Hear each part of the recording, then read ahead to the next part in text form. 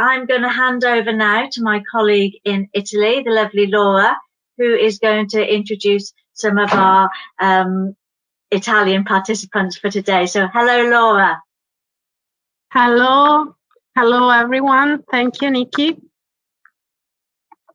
And I'm very happy that we are a lot.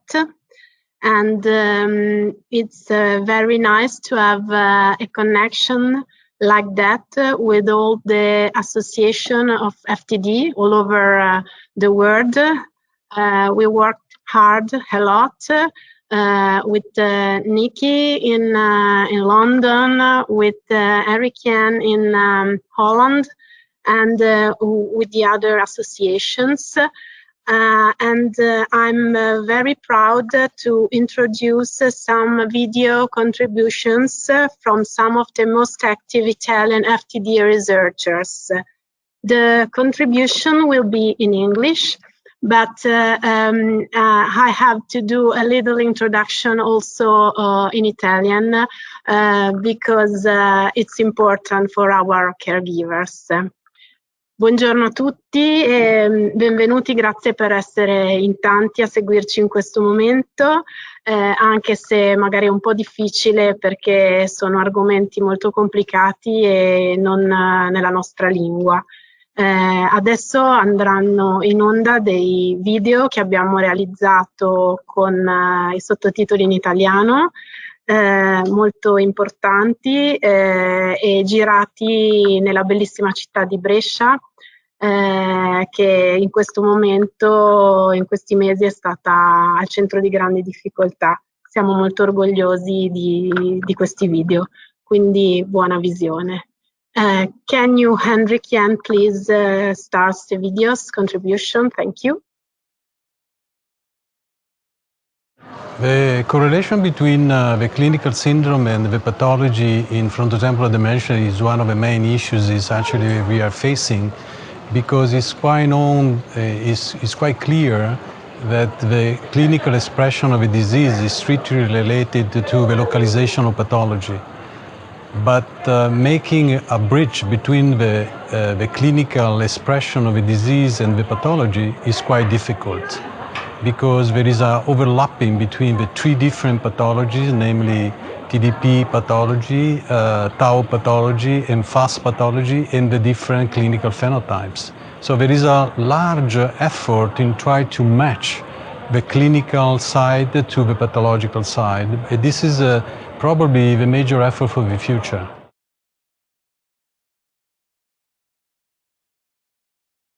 The issue of fluid biomarkers is obviously a very important issue in trying to define the coupling between the clinical expression of a disease and eventually a biomarker that can be individualized in the CSF or in the serum. The biomarker is strictly related to the pathology, so it's difficult to combine the clinical side to the pathology, so it's equally difficult to combine the clinical aspect of a disease to the biofluid. So that is a major issue for the next few years, try to combine the clinical side to the pathology and to the appropriate biofluid, biomarkers obviously.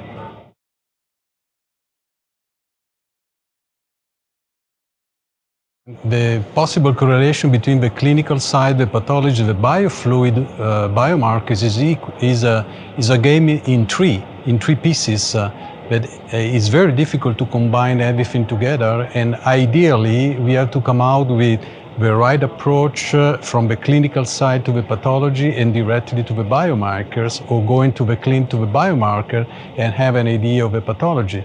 Somehow we have a good example in the patient mutated for progranulin, because in that case we know the pathology. The pathology is related to TDP-43 aggregates, and we know also the biomarker, so is progranulin. We can eventually measure progranulin in the CSF or in the serum. So that is an excellent example. But the point is how to dissect the FTD people with progranulin mutation on the clinical ground.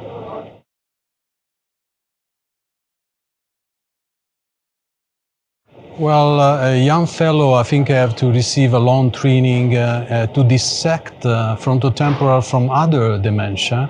Obviously, the dementia number one in terms of numbers is Alzheimer, but frontotemporal has so specific features that young fellow must receive a training in order to dissect those patients. And they have to be very supportive, because we have always to remember that FTD is strictly dependent from genetic aspects, at least in 40% of the patients. So the young fellow has to approach a double problem, the disease and eventually the genetic aspect of the disease that obviously is spreading in the family.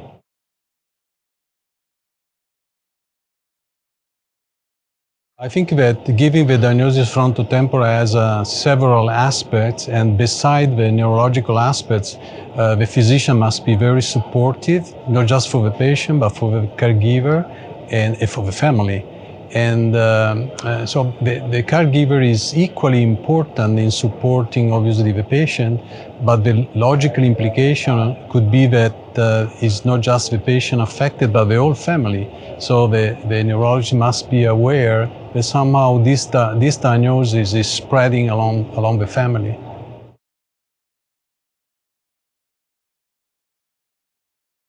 The COVID experience has been a very new experience for humanity, and obviously related to frontotemporal is somehow raising an unusual problem.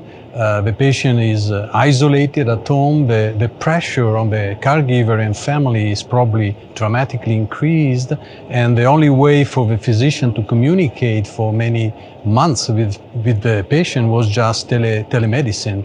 So that's completely unusual, and obviously the long-term effect of COVID must be completely explored, and a follow-up of those patients is a requirement.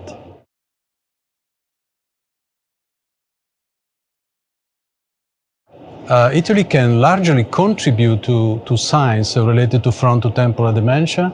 First of all, as to screen all the patients along the peninsula, because we don't have idea how many patients we have. And secondly, it's very important to define if there is any cluster related to specific genes. The full picture of frontotemporal dementia in the peninsula can be very helpful in order to combine the situation with the genetic aspect, the biofluid, and eventually be ready for therapeutic strategies related to specific subpopulations.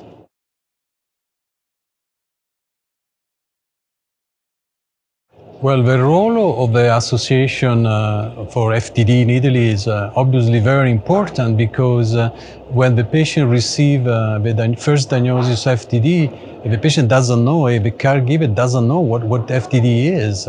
And to have people to start to communicate and to share this experience is so fundamental. So I think that the FTD Association in Italy has a key role in order to dissect knowledge and make people aware and more comfortable about this disease.